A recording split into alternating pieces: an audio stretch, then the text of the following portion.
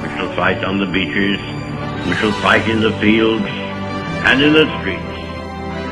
I have the body of a weak and feeble woman. All men are created equal. But I have a dream. It's one small step for man, one giant leap for mankind. Hello everybody and welcome to another episode of ModsPod.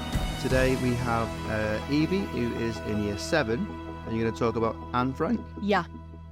Alright, so who was Anne Frank then? So, Anne Frank, her actual name is Anne-Marie, I don't know how to say it, Anne-Marie Frank, and she was born in Germany in the city of Frankfurt in June 1929, and her parents were Otto and Edith Frank, and her sister was Margot Frank, and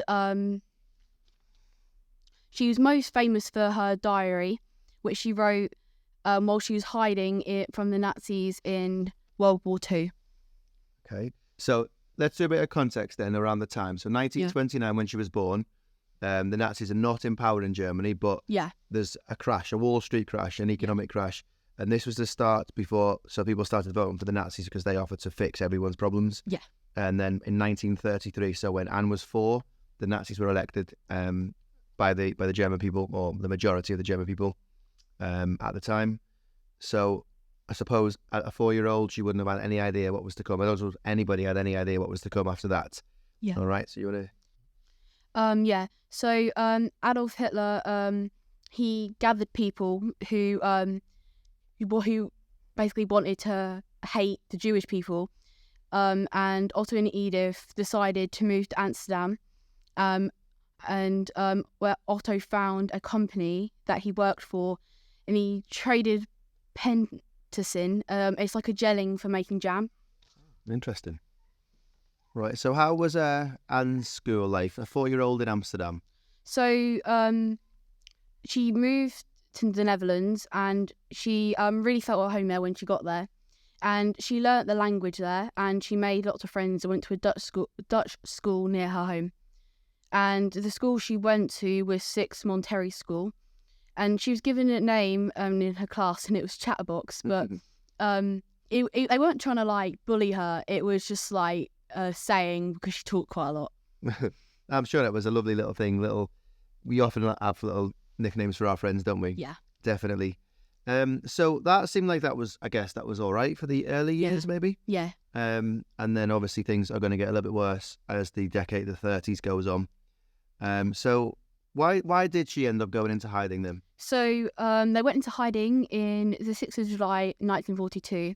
And the reason is because she lost her German citizenship, which is basically like saying that you are a German citizen. And once you lose that, you become stateless. And the Jewish population increased, and they went into hiding in a concealed room behind a bookcase in the building where Otto Frank worked. And you can actually go visit it.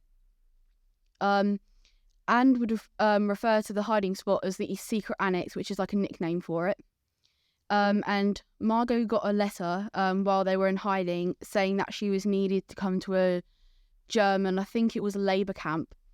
And obviously her parents knew that's not a labour camp. They wouldn't do that. So if it's not a labour camp, what do you think it actually was? It was like a prison, basically, where they used Jewish people to work. And they did get a few thousand people at the start just tricked. But her parents decided not to, so that's when they really, really, really decided they needed to go into hiding, because otherwise they'd find Margot and then get her to go to that labour camp. Right, so she goes into hiding on the 6th of July 1942. So 1942 was halfway through World War II. Yeah. And that was the year that the Nazis decided on the final solution. Okay, you probably don't know much about that just yet, but you will do in year 9. That was just the plan to exterminate all of the Jews. So maybe that's why 1942 was such an important year, and why the family then, like you've said, as well decided now is the time to go, because following that is what we now know as the Holocaust. Yeah. So where do we get all this information from? How do we know this story? She wrote in the diary. What was the diary called? It was... Was it called Kitty? Oh, yes. Yeah. Yeah. So the diary was called Kitty, and she gave her that nickname gave the diary that nickname because she felt like that was an actual friend that she could talk to and relate to, because she felt I think she felt that most of her friends didn't really she didn't feel that most of her friends would like accept her if she talked about her feelings the way she did in the diary. Yeah, especially if they weren't Jewish. Yeah. So do we think then in this whole Amsterdam thing, and I suppose it's maybe a bit hypothetical really, but when this family were up in this attic, probably in fear, because they obviously knew something was going on, do you think that their friends maybe told the Nazis where they were, or is there any indication about that? Yeah, there is a bit of a... I've read there is a bit of a myth that they were betrayed and that's how they were found. But there isn't really any evidence, because she didn't write about that in her diary, obviously, because she got captured. So, but there is a big possibility that they did get found by someone else, like from the people that they were, from people that helped them. So yeah, there is a very big possibility that did happen, and I'm a bit half on that. I haven't really made a full decision, and I don't really know. I'm like a half on it. So what I think is, it's when we say betrayed, it's a good word, but it's a strong word, isn't it? Yes. We've got to try and remember that if somebody did tell the Nazis, it was through fear. Yeah. These people were so scared that they told the Gestapo, the Nazis, so they survived themselves. Because if they were found out having sort of helped the family hide, and then they got found out, they themselves would be in trouble. So we can sort of understand perhaps a little bit why that might have happened. Yeah, like through fear, I understand that now, because like, if you put it into like now, if like, for example, the government decided that you're not to do this, and then or say this or help people do this, and if you potentially were found out that you did that, yeah, you would be terrified. So if you thought that maybe that is the best decision, but yeah, I agree. It's not. Betrayal is a very strong word to use. But it's a word that they would have felt for sure. Yeah. So thinking about when you read Anne Frank, was it primary school you read it, or in leisure? Primary school.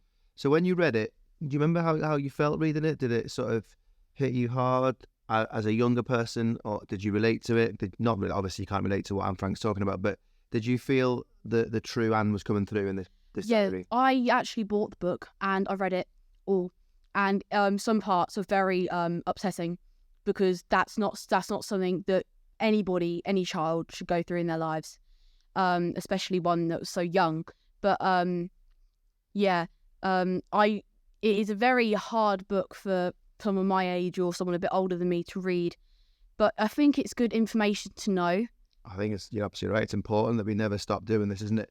Do you remember anything the first time you read it, or when you read it in school? Do you remember one thing that maybe stuck with you for a little while that perhaps you told people about and you were like, oh my gosh, can you believe? Yeah, like when they went to Auschwitz, which is the labour camp, I was like, there are pictures on the internet of Auschwitz, I think, and that really hit me hard, because like that is like horrible. That's not something that anybody should be living in. So you're right. So Auschwitz became the death camp for the extermination that they decided to do in 1942, and is now famous, isn't it, as the most brutal, horrific, inhuman place. So some people who listen to this may well have been to the where they stayed, the attic in Amsterdam. Yeah. I have. It's to go up the stairs, and it's like sort of obviously a tourist attraction now. Perhaps we can maybe talk in a bit about that, whether we think that's right or wrong. But yeah, to climb up the stairs, you've got to really go really slowly, and it's sort of back to back to back. And the space, it's difficult to sort of imagine how a family lived in there. So thinking about the conditions, what were they like? Yeah, so there was 8 people living in that small attic, which obviously isn't a lot of room. So it's very tight, and they had to remain quiet in the day to avoid being heard from people working downstairs, otherwise they may have been found out from being too loud. And they had 4 small rooms, and they sometimes had to go hungry because there wasn't a lot of supply of food, especially like rationing because of the war as well. And it was also physically exhausting, but it was also mentally destroying as well, because if you had to stay in that room for like a few years, like imagine like staying in your bedroom for a few years, that would be like horrible, and you wouldn't want to do that because you get bored, yes, but two, you want to see other people outside your family and friends, like new people, like going to school. And they had like a large tin basin that they had to wash themselves in, and it obviously it was quite small, so it wasn't easy either to fit in, or you just had to stand up and do it, because obviously that isn't very easy. And they couldn't flush the toilet after 9 o'clock, but sometimes they just after that they assumed it was the office staff that did it, so they weren't found out too thoroughly. But it was if you did it too often, then it started to get suspicious. Well, you're painting a really grim picture here. I'm imagining the smell wouldn't have been good with it, and the sort of the privacy element. Yeah. Like having to be, so I know your family and things, but gosh, that's rough, isn't it? Yeah. Yeah. So, who in this secret annex? Who was there in total? You say 8 people. Who were they? Yeah. So, it was Anne Frank, Otto Frank, Edith Frank. So that's her parents. Margot Frank, which is her sister, and then you've got Herman Van Pay, and Olgo Van Pell, and Peter Van Pell, which is I think someone that a family that Otto Frank knew. So they invited them because obviously they wanted their friends to be safe as well as just their family. And Fritz Pefter, which was actually their family dentist, which was actually quite handy to have a dentist hiding with you, because if you had any dental problems, he could sort it out. Yeah, definitely.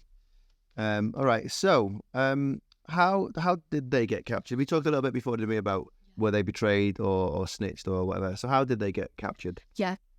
So it happened on September the 3rd of 1944, and the Nazis officers went to investigate, and this is where they were, 263, I'm probably going to pronounce this wrong, but Prinsengracht, which is the same building that they were hiding in, after receiving word of fraudulent food ration cards, which is like faked ration cards that are not real. That was what people did because they wanted more food because of the ration of the war. Absolutely.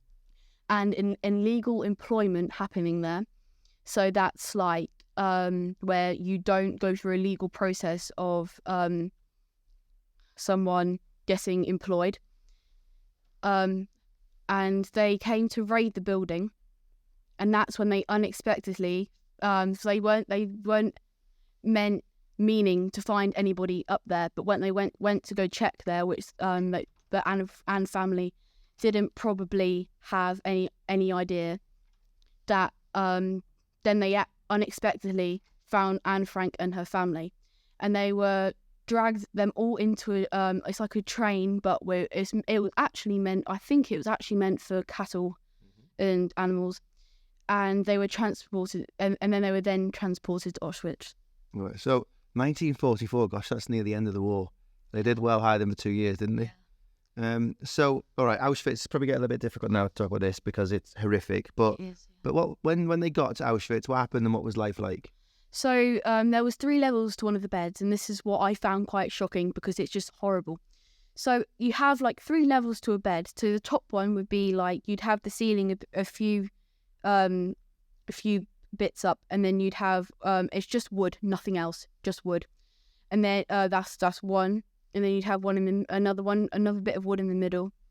That's so you've got like so it's like tiers of what you get, and that's like the same thing but just on a bottom level. And the third one, there was no wood, it was basically just mud, and if you got that one, you'd be sleeping in mud, and then you'd have like insects and worms and stuff like that crawling on you while you were trying to sleep. Yeah, you would also have people's vomit and diarrhea from above you falling down onto you as well. Yeah, which is like horrendous. You can't even like think about that.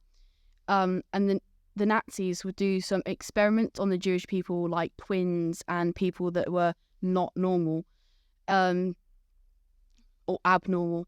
And the experiments were horrid. Like, I don't want to go into too much detail, but they would like do horrid experiments on because I've watched a few videos on it, like twins and how they like like inject things into them without their consent and see what would happen and stuff like that. And there was only 22 toilets and urinals and wash bins to go around for about 70 people in one room. And it was originally made and built for horses, 52 horses, and it was divided into 18 stalls, but then they used that and put the bunk beds in.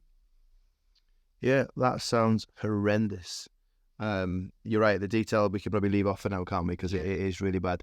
You'll study that in year 9 in a little bit more detail, and then if you pick history for GCSE, a little bit more detail again. Yeah. But absolutely. So how it obviously comes to an end. We know the end, sadly. But how did Anne Frank die, and how did she go on?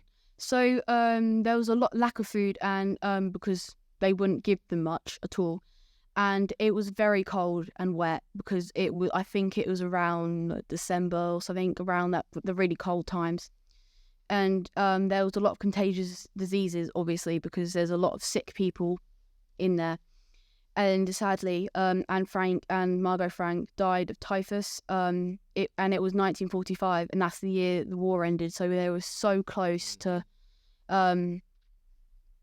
surviving, but they sadly didn't. Otto Frank was the only one that survived, and he went back to the place that they were hiding after he got released. And he found Anne's diary, and he read it and decided, because it was so special, obviously, to him, because that's his daughter's diary that sadly passed away, and he decided to take that book and obviously edit some bits out because that was personal, and then published it, and then it at a later date it got turned into over 70 languages. Wow. And it's still being read by millions of people to this day. Do you think that should be the case? Every single child in the world should read this book? Yeah, I think it is a pretty important thing to know, because it's very special to know about, because it's so heart-wrenching and deep to know that someone would do that to someone else just because of the thing or the people that they believe in. Yeah, so this is a good example. The Holocaust is probably the best example of what hate can turn into and what unkindness can lead to. Yeah. Because I suppose one of the things I've always thought as I've grown up is that the Holocaust didn't start in Auschwitz. Yeah. It started many, many years earlier with unkind words, and then that became political and then government policies, and then people started hating on these Jewish people who they were once friends with, they went to school with, and then all of a sudden they were told that you couldn't be friends with them. This takes time, doesn't it? This is quite a serious thing. Do you think that this the site in Amsterdam should be a place where tourists go? I've been thinking on that, and I think yes, but also no, because it's somewhere that people have suffered and like cried and let all their emotions out on. But I do think it's interesting to go there and see what the conditions were like. But I also think no, especially where the Auschwitz camp was, people take pictures there, and in my opinion, I think that is wrong, because that's where people got brought in, and like it's really upsetting. And I think that taking pictures there isn't, like, you can obviously like take pictures of it, but like not like happy, if you know what I mean. Well, I absolutely agree. So I've been to Auschwitz lots of times. We sometimes do school trips there with year 11s, and I think it is possibly one of the most important trips that we do.